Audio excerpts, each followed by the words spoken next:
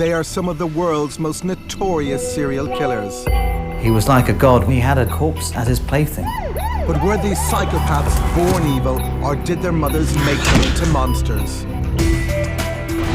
I'm Donal McIntyre, and I'm on a quest to explore how some of history's most horrific murderers were moulded by their dysfunctional relationships with their mothers.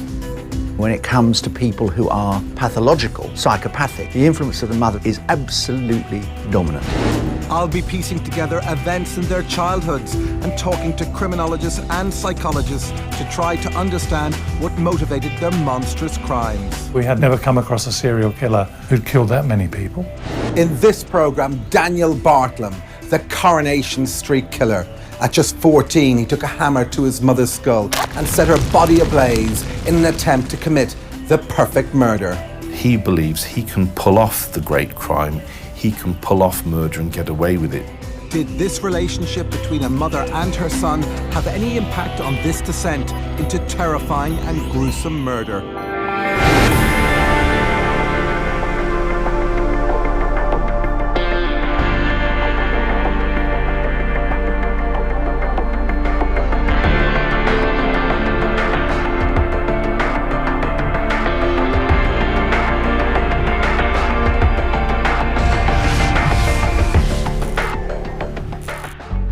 How does the criminal mind mature? Well, like the rest of us, serial killers and murderers learn by experience, adapting their behaviour to suit their needs. But what happens when the mind isn't mature, when it's still in early adolescence? Kids who kill are one of our worst nightmares, perverting our long-held belief in the innocence of childhood. We now know that Daniel Bartlam planned to kill his mum. He then executed the killing in a violent attack on her. Daniel Bartlam was just 14 years old when he savagely beat his own mother to death with a claw hammer and then set fire to their family home in a desperate attempt to conceal the crime. Meeting him at 11 years old, I never thought he'd be capable of that sort of violence. Bartlam's story was short and simple. An interrupted burglar had attacked and then killed his mother before setting fire to the body. The story was a transparent one, though, and the police very quickly found clear evidence of how he had planned the killing. His family, friends, and even the police themselves were shocked at the discovery.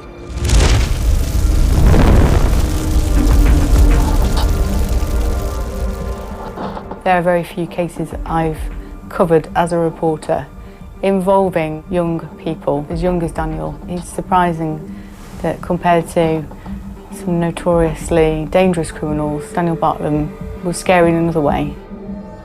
In the very house behind me, in his first floor bedroom, Daniel Bartlam wrote a soap script on his laptop. It was awful to hear in court how a 14-year-old boy had been Googling how to get away with murder, and then he'd written his own play on his iMac computer. In this story, Daniel casts himself as a murderer, a master criminal, and a serial rapist. It's a horrific portrait of a psychopath that no one could have imagined would become reality. Most boys of his age were thinking about football and computer games. He was thinking about killing his own mum. But how did a 14-year-old turn into a murderer? Why did Daniel take a claw hammer to his own mother? Daniel was born on the 11th of November 1996 to Jacqueline Bryant and Adrian Bartlam here in Nottinghamshire. He was the couple's firstborn and Jackie adored him. The couple were married 3 years later and Daniel, suited and booted, was the picture of innocence. However, the marriage began to fall apart, and in 2005, shortly after his younger brother Dominic was born, the couple divorced. To begin with, Daniel seemed to take the split in his stride, living with his mom, Jackie, and spending his weekends with his dad. A few years after the marriage breakup, Jackie met a new partner, Simon Matters. Well, initially when I met him, he was quite engaging.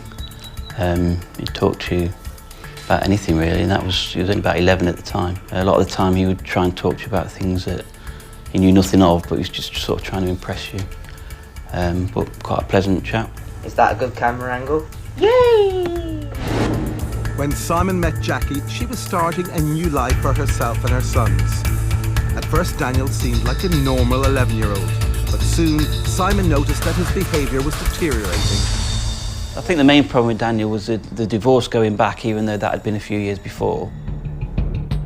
Daniel started pinching his little brother and sort of hitting him when his mum wasn't looking. But his brother was much younger than him, and there were incidences where I saw Daniel give him a dig in the ribs, for example, when they were passing each other. And his little brother, being 3 or 4, he sort of, scream. But on the other hand, they'd be sat on the settee watching TV together, and Daniel would be showing his brother loads of love. So it was sort of, is that normal, or is it just kids playing, Following the divorce, his mother's attentions would have been on the small child, on his baby brother. And as usually you get in that situation, a new person in the family, there would be tensions between Daniel and the small child, and there would be some sibling rivalry. Perhaps that was something that was a growing problem for Daniel to deal with. And this wasn't Daniel's only issue. His mother may have been preoccupied with her new partner, and that Daniel felt emotionally neglected, and he'd lost the relationship with his mother. All his family doted on him. There's no one who would, they all looked after him, they all cared about him. They all doted on him, had a lot of love around him, yeah. Despite the loving environment, Daniel's behaviour was about to get worse. Eventually, he withdrew into his room and became more and more aggressive towards his mother. Jackie did her best to stay cool, hoping it was just a phase and that the worst of it would pass. Jackie would keep it all in, and you could see you could see the stress levels building with her. The divorce of Bartlem's parents would have been a traumatic event for him, but can we attribute any of his crime to this shattering emotional moment?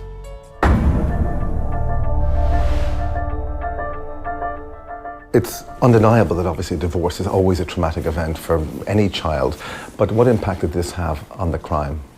I think when you look at the experience of many children in society, lots of them go through the separation and the divorce of a parent. So it's very difficult to be able to make that causal link between this and what later happened. But I think for Daniel Bartlem, what we've got here is it's about control for him. When his parents separate, when his world is disrupted, he loses control over his personal situation. And I think that's the seed from which the later events grow. And did he lose his place, his status within that family? I think that's right. There would have been a particular dynamic in that family. He would have known his position within that family and the amount of power and control he had through where he was. And then to have that disrupted, he's got to find his feet again. He's got to find himself in a position to be able to control the others around him again. And that's something that he would have been quite frustrated by.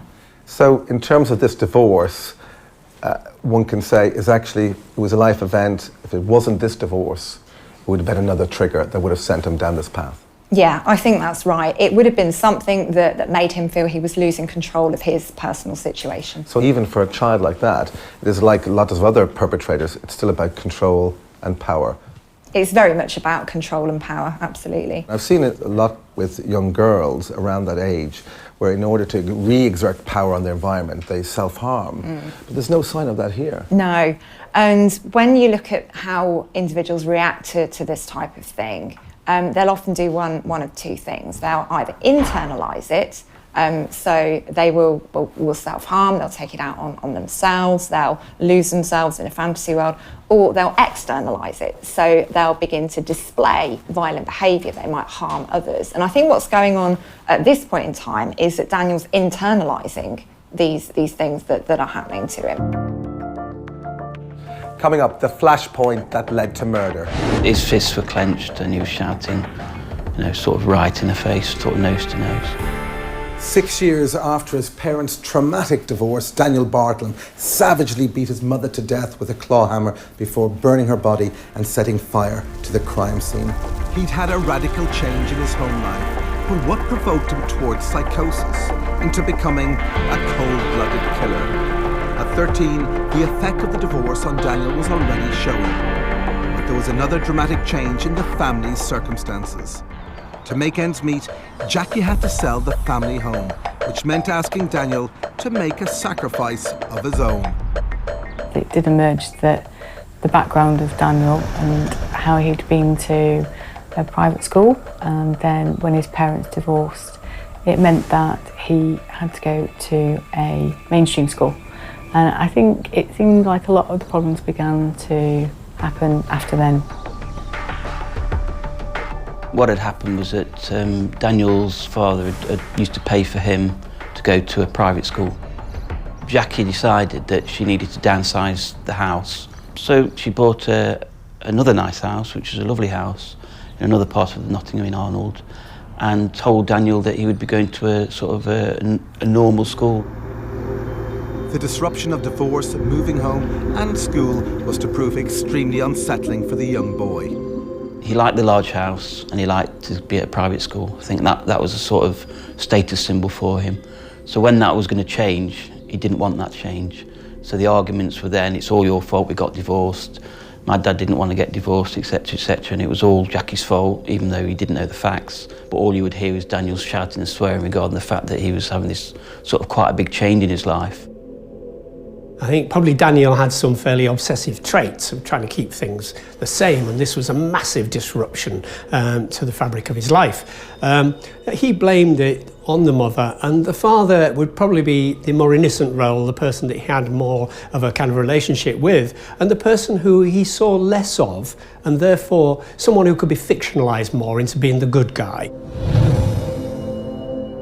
He'd start swearing at his mum, saying, I'm not leaving school, you know, I can still go to this school.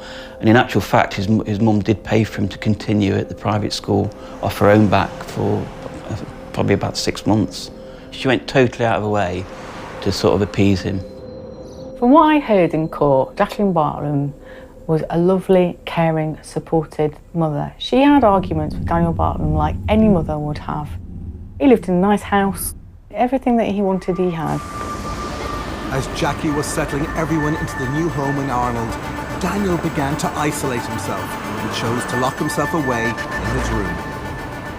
You know, he would never, for example, go out and play football, just a normal thing that kids would do. He'd never do anything like that. It would always be something that I wouldn't expect 11, 12-year-olds to do, playing 18-rated games or watching Coronation Street, for example, which he loved. But I wouldn't expect an 11, 12-year-old to be doing that. Whilst alone in his room and away from the prying eyes of his mother, he began to develop a disturbing pastime. There he would watch graphically violent DVDs and TV shows, most of which were 18-rated. Then he would post his favourite clips, those dealing in death and murder, online on YouTube.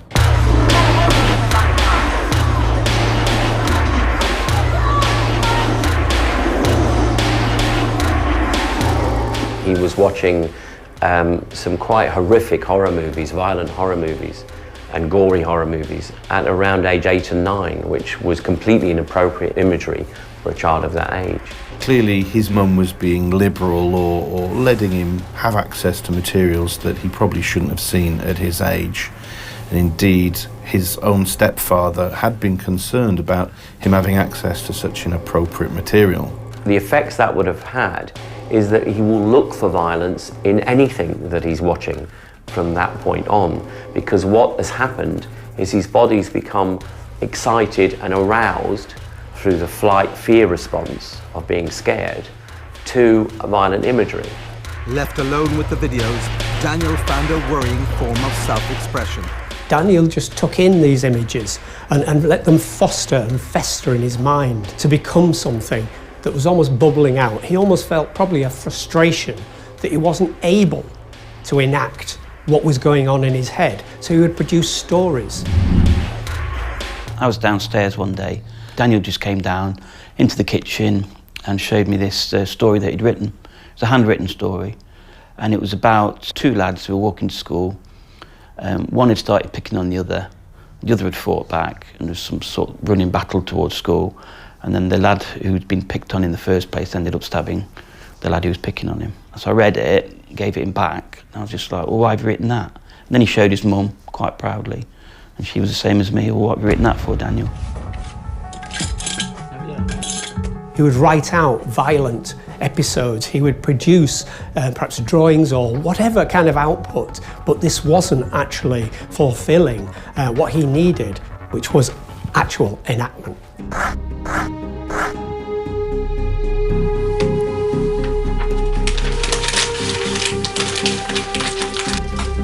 Back Back in his room, Daniel made use of a new computer, a gift from his dad, experimenting with it like any teenager would. Hello YouTube, this is Daniel AB1702 here.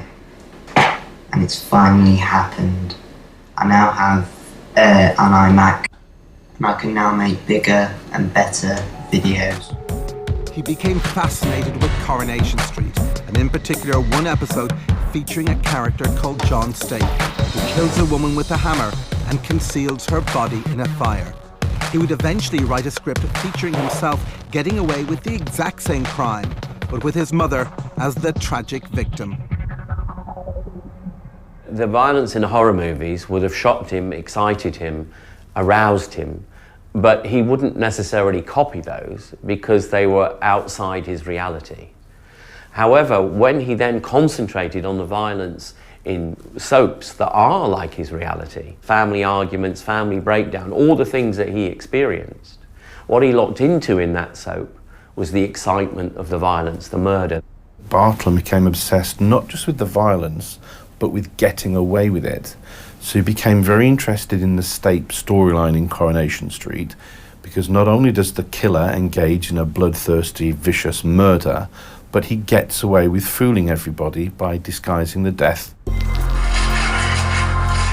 Coronation Street was probably some kind of instrumental thing in giving him a plan, or the basis of a plan, of something that he could enact himself. His mother was readily accessible, she was hated, the wherewithal was there. Was Daniel just an emotionally confused and lost boy looking for answers and an outlet for his anger? And should his mother have been much more concerned about his escalating fascination with violent videos? And if she had intervened, would it have made any difference?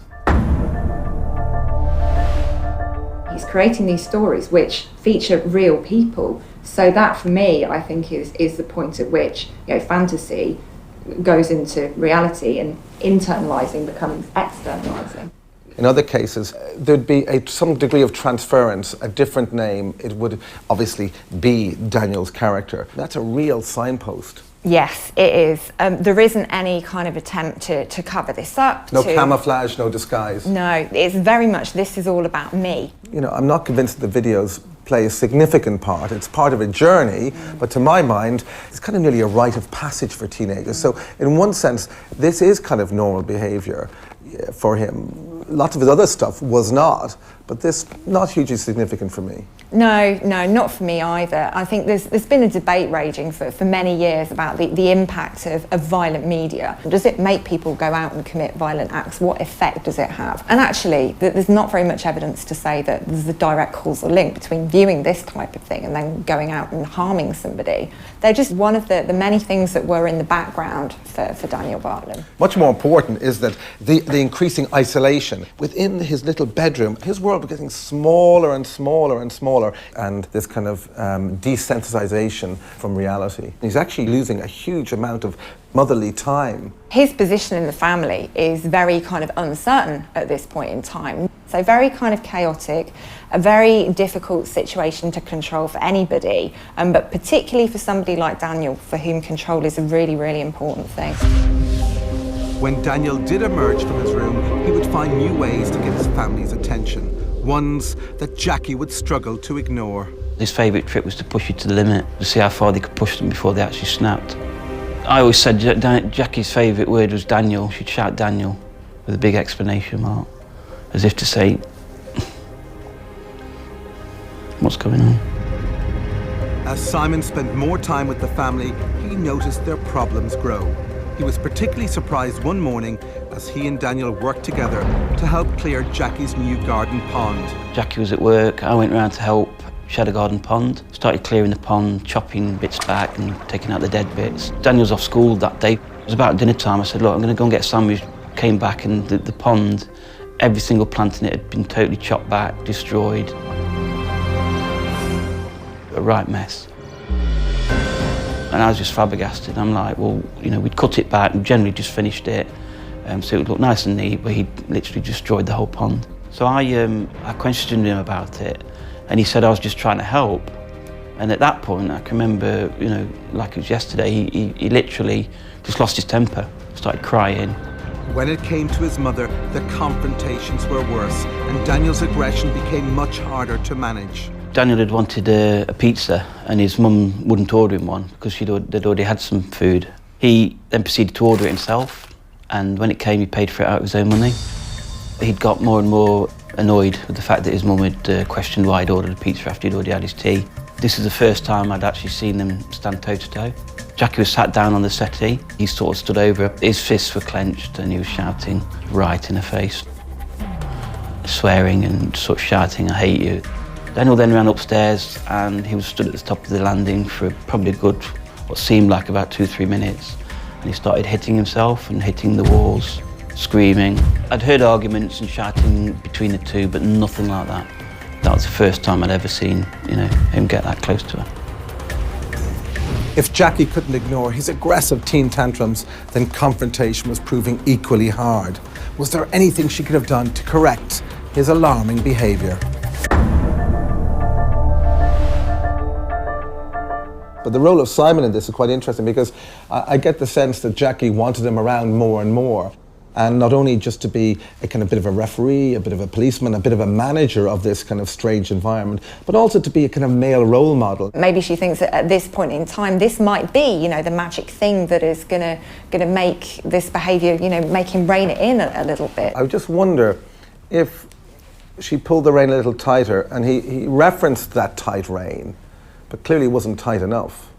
When parents do try and discipline children who are behaving in this way and being very kind of narcissistic and very self-centered, often that kind of tough love doesn't work. If anything, sometimes it escalates the behaviour further. So it could be that his mother had tried to discipline him and it just hadn't worked. So she'd given up trying that particular path. So in this kind of state of denial, you look at a parent's guilt, the parent's divorce, kids a bit dislocated, they come across strange writings. You know, a mother's unlikely to kind of start to label, because to do that is to kind of elevate the guilt she feels. It's best perhaps to be in a state of denial, to ignore these writings and move on. There's been a turbulent period, you know, maybe he's coping with it in his own way by doing these things, and he'll move on from it, he'll get over it, it will be okay. And you can understand how somebody would rationalise it in that way and choose not to further spark the fire. So you can understand his mum didn't do anything at this point. And one thing stands out for me. So he goes and he creates and works with Simon, Jackie's partner, and builds this wonderful fish pond, and it's a wonderful kind of bonding experience, and Simon undoubtedly would have been enjoying that. And then all of a sudden, the minute Simon leaves and when it's all completed, he destroys it. So to my mind, he planned to create just for the purpose of destroying. Exactly. And this isn't behind a screen or behind his bedroom door anymore. This is now becoming much more visible. Daniel knows that Simon is going to feel devastated by him doing that, and that's why he does that, because people like Daniel enjoy playing with the emotions of others.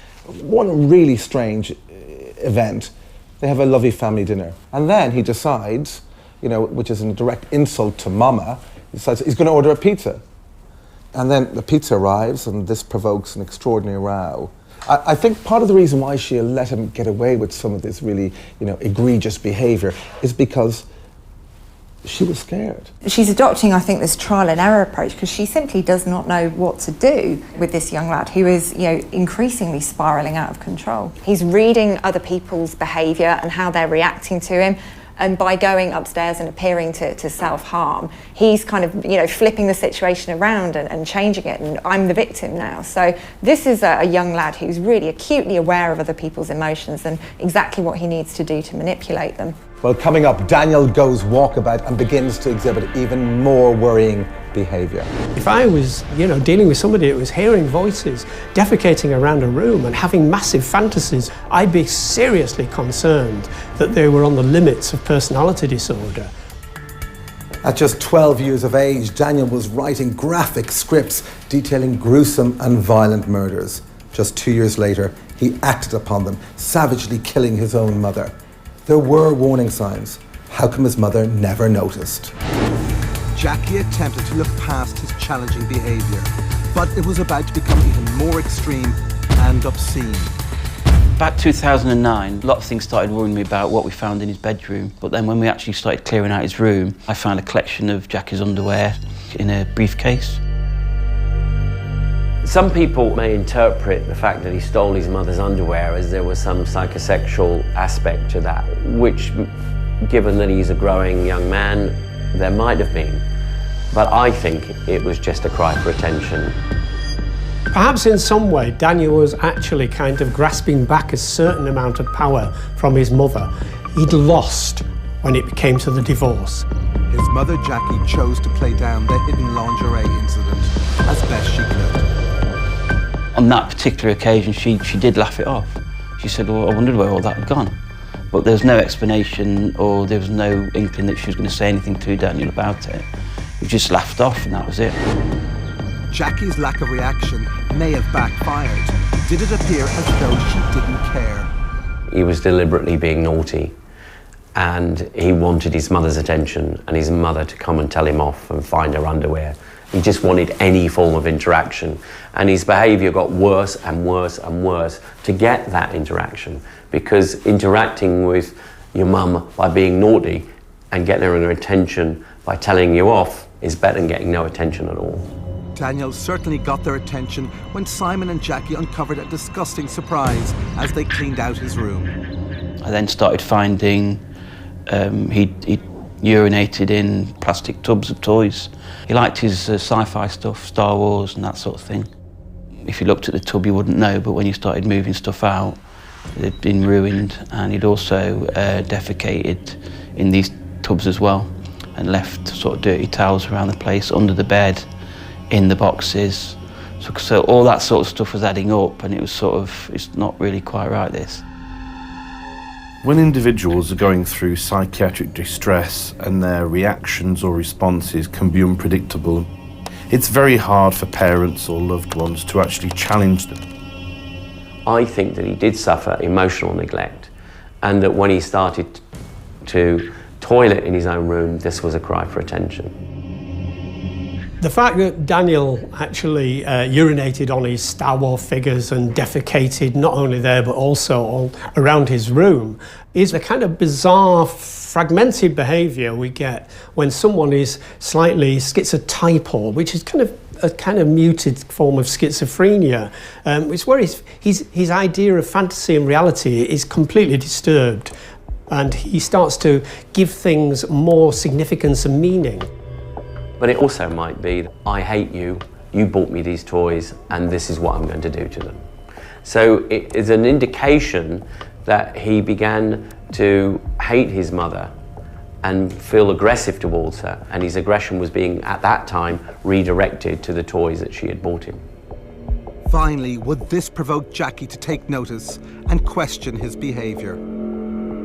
Jackie's reaction with the tub thing was pretty horrific. She just said that's what kids do. Daniel just didn't give a damn about anything. He just sort of didn't realise the value of money, didn't realise the value of the toys he'd got, didn't respect them. Even though he had an ensuite in that particular room, he couldn't be bothered to get up and go to the toilet. He would do it in the tubs. Had it been me, I would have took him to task, but obviously I wasn't going to because he wasn't my son. But I was pretty horrified what I saw, because obviously I was the one that's cleaning it up. Daniel didn't seem to be getting the response he desired from his mother, so he took matters even further. Looking for attention or acting out another fantasy, he ran away from home. Jackie rang to say that Daniel had run away. She was frantic with worry because obviously she didn't know where he'd gone. But he'd sort of done it for attention before. His disappearance sparks a police search and leads to Daniel's first encounter with the law. He'd run from the new house. He's trying to make his way to the old house. Police found him at 1 a.m. walking towards where he'd lived with his parents before they divorced. While it was clear there'd been a serious disagreement, it was never really revealed why he'd run away. When the police dropped him home, Jackie didn't flag up her concerns, so they simply left her to deal with the matter. Was Jackie hoping that Daniel's behaviour was nothing serious, or could she have intervened to prevent him drifting further from her reach? My first initial reaction is this is like a cry for help. On the surface, if you look at this behaviour, running away from home, running back to a place where, you know, his family was kind of secure, and you might interpret that as, you know, a cry for help, as somebody wanting to return to a situation which was comfortable for them. And I think Daniel was well aware of the impact that behaviour would have on his mother, and feel guilty about that. And I think that's exactly what he was doing. That's exactly the kind of feeling he was trying to generate. So I think it was very carefully orchestrated. He did his own form of the kind of paramilitary dirty protest. What he did, he defecated on his precious toys, expensive toys, and urinated on them. And, you know, you get it as a form of protest, but he's seeking and provoking a reaction. My reaction to this is perhaps what Daniel was trying to engender in his mum, you know, a state of confusion. Why is he doing this? A real state of anxiety and concern for his son. In military terms, I talk about a choke point, certain crossroads which are really significant. And for him, moving out of his old childhood home into a new home, into a destabilising, unusual, fresh environment, it's a difficult time. And he was keen to let everyone know this was a difficult time. Yeah, he was, absolutely. And that manifested itself in him, you know, running away and going back to the house in which he used to live to basically say, you know, oh, look at the terrible impact that the breakup of this family has had on this young lad. So he's being incredibly cunning, very manipulative here. Back home and safe, I'm sure Jackie had hoped that things might soon return to normal. However, just a few months later, Daniel was referred to the on-site counsellor here at his school after telling his fellow pupils that his tie, which he named Fred, was trying to strangle him. He told the counsellor he was hearing voices. These voices told him to hurt people who'd upset him, to stab them with a knife and to kill them. He was in class, but he'd started pulling at his tie and shouting that his tie was talking to him, and hearing voices in his head as well. But 12, 13-year-old kids, little lads in the class, they're probably going to laugh at it. They're not going to know the significance of that. It may be that Daniel was actually reporting hearing voices, and this could be aligned with schizophrenia-like symptoms, and perhaps the defecation around the room and urinating inappropriately. These are characteristics that you would see in schizophrenia, you know, when it's completely unmedicated, etc. But it clearly was not picked up psychiatrically.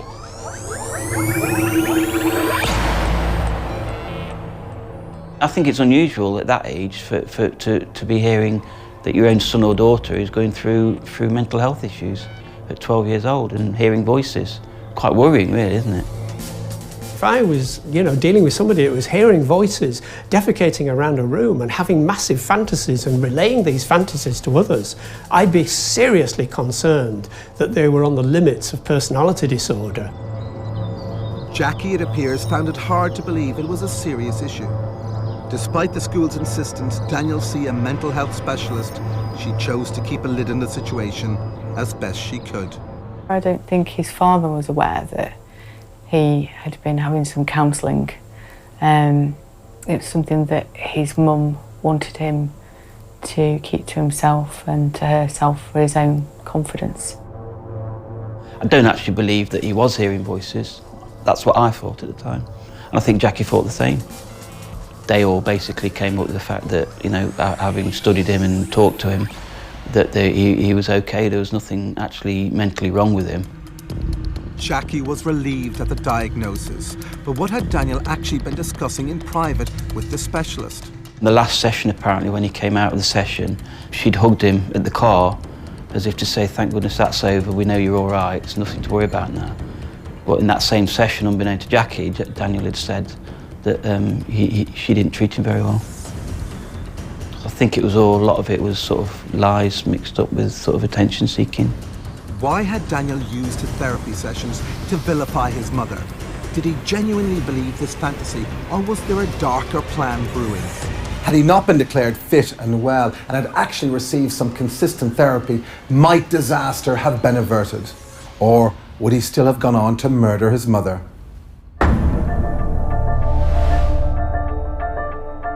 These voices he's claimed he heard in his head, I mean, they're so prescriptive. It does seem like they were taken straight out of one of these videos. It's nearly comedic. His tie is trying to strangle him. Was this a deliberate act, or did he really have voices in his head?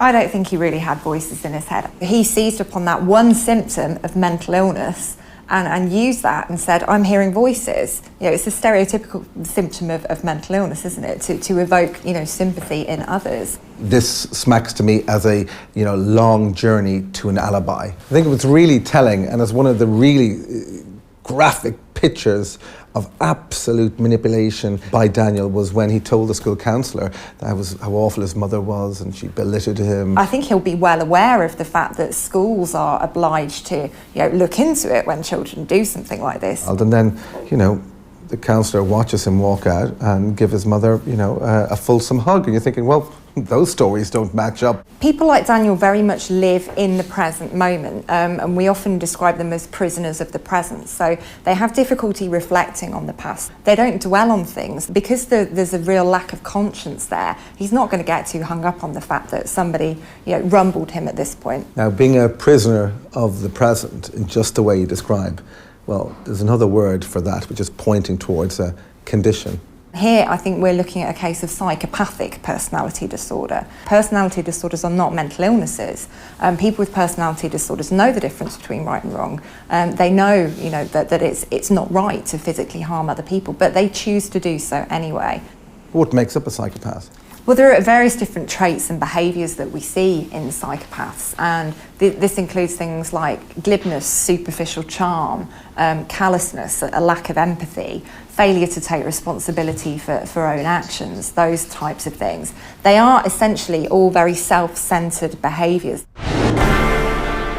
Coming up, matricide carried out by a teen killer. It sends shockwaves across the community and across the country. Daniel's barrister had asked him if he actually planned to kill his mother, and he replied, I didn't plan to kill her at that time.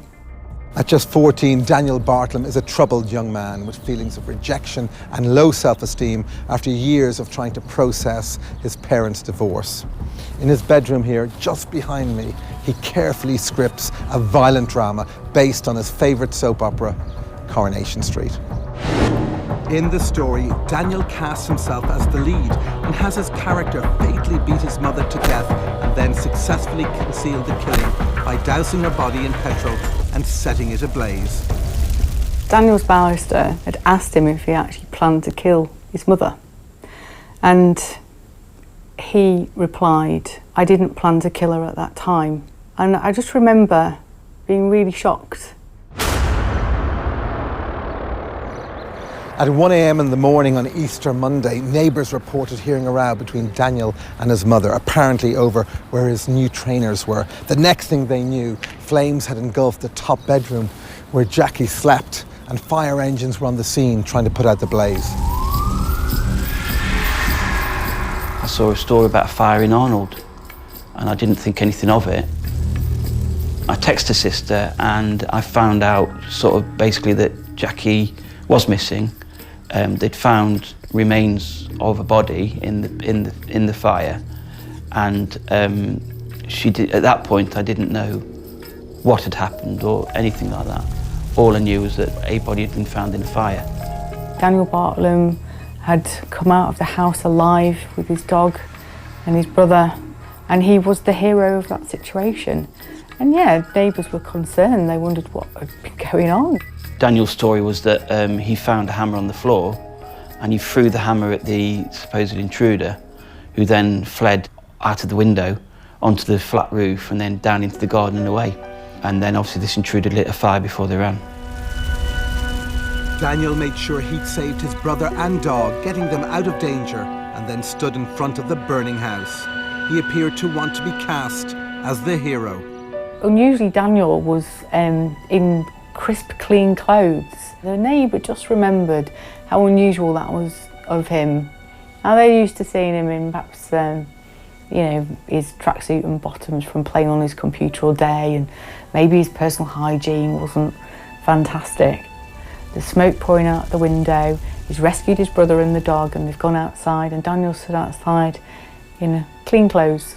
And there was some suggestion that he'd actually gone back into the house and changed into fresh clothing and then gone outside. Doesn't really match the hero persona that he was trying to put across to people. When police questioned him just hours after the crime, he stuck to his story. But it wasn't long before they too became suspicious and put the blame squarely on Daniel's shoulders. It was here in the Nottingham courts on the 2nd of April 2012, almost a year after his crime, where Daniel Bartlam was convicted of the murder of his mother. He was sentenced to a minimum of 16 years in jail.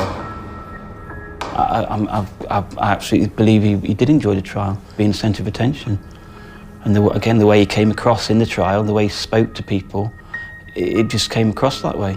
That he was totally and utterly, thought that he hadn't done anything wrong. Daniel showed surprising misplaced confidence when faced with the enormity of the murder trial. He tried to convince the court that he killed his mother in a fit of rage after a blazing row. All through the evidence I gave, he stared straight at me. He sort of had a smirk more than a smile. He was just a little boy in the dock, big thick set hair on his head, a baby face, looking completely out of his depth for the situation that he was in. And you wanted to believe that this little boy hadn't been responsible for such a terrible crime involving his own mother. And as time went on, when you saw him answering questions to the prosecution and the defence counsel, my opinion of him changed. The thing that actually snookered him, and the police had found on some of his other computers, they'd been completely wiped. Some of the stories were written on the iMac, particularly the story about planning it and murdering his mum. That was found on the third backup on the computer. He was convicted literally by his own hand, the words he'd penned as part of his murderous fantasy. He thought he was clever by deleting the file from his computer, but not clever enough. He was found guilty of premeditated murder. During cross-examination, he admitted to basically having killed her. He showed no remorse and also explained to the jury his obsession with, in his own words, how to get away with them violent crimes. When he was found guilty, he sort of crossed his neck as if to say, "You're next," to me. Without any hint of remorse or emotion, Daniel told in graphic detail to the jury how he killed his mother with a claw hammer. This is the classic sign of a psychopath, but he was just 14 and came from a loving family. Where did he get his violent impulses from, and why did he act upon them? When we look at children who kill their parents, they tend to fall into three categories. There's the severely abused child who hits back at the abusive parent, and that's not what we have here with Daniel Bartlam. There's the severely mentally ill child who's not in control of what they're doing, who doesn't know what they're doing is wrong, so they're not responsible for their behaviour. Well, that's not Daniel either, is it? Thirdly, we've got the dangerously antisocial child. This is somebody who very much knows the difference between right and wrong, but chooses to be violent and engage in these behaviours anyway. So here's somebody who's very cold, very calculating, who knows what they're doing. So what makes a child killer? If you look at the characteristics which are associated with things like psychopathy, so narcissism, shallow affect, so a real kind of shallowness of feeling. These are things that we see in a lot of teenagers, and it's completely normal teenage behaviour. So it's not surprising to me that a parent wouldn't join the dots up, especially a parent who wasn't aware of what that was. Because teenagers do behave in unpredictable ways. They do, quite mad things every now and then. If somebody had identified Daniel as a psychopath or with that kind of mindset at an earlier age, is it possible to manage that? In families where children are kind of neglected, they're abused, services pick up on that quite quickly, quite often, and will intervene. Children come onto the radar of the criminal justice system very, very soon But because Daniel came from a nice background, he had a mum who cared about him, it meant that she kept him away from that for quite a long period of time. I'm come back to the extraordinary irony that because Jackie was such a good mother, she camouflaged a lot of these traits, and therefore in many ways her own motherly love wrote her own death sentence, because if he'd been flagged earlier, somebody would have intervened and then he could have been managed and she would still be alive. His behaviour has been on a trajectory for quite a considerable period of time, and it was to end in absolute tragedy. At just 14 years of age, Daniel Bartlam committed a brutal and needless crime. The murder followed his script nearly word for word. With a 16-year sentence to serve, his storyline is now over. But the repercussions of his crime will be felt by his wider family and the community for decades to come. There's an article in the Nottingham Post that we published, and in it his grandmother speaks about how she will never understand why Daniel murdered his mum. And she said, "I love Daniel, but I have to ask him the question, why? What's the answer, Dan? Just answer your nan and tell us why." I still think about Daniel quite a lot. I don't worry about Daniel himself because you know what he's done, he's got coming to him. But I worry about if he got out, would he do it again? I think about what happened to his brother, because his brother's going to carry that for the rest of his life because obviously his brother witnessed it. And you know, his brother witnessing something like that at his age is horrific.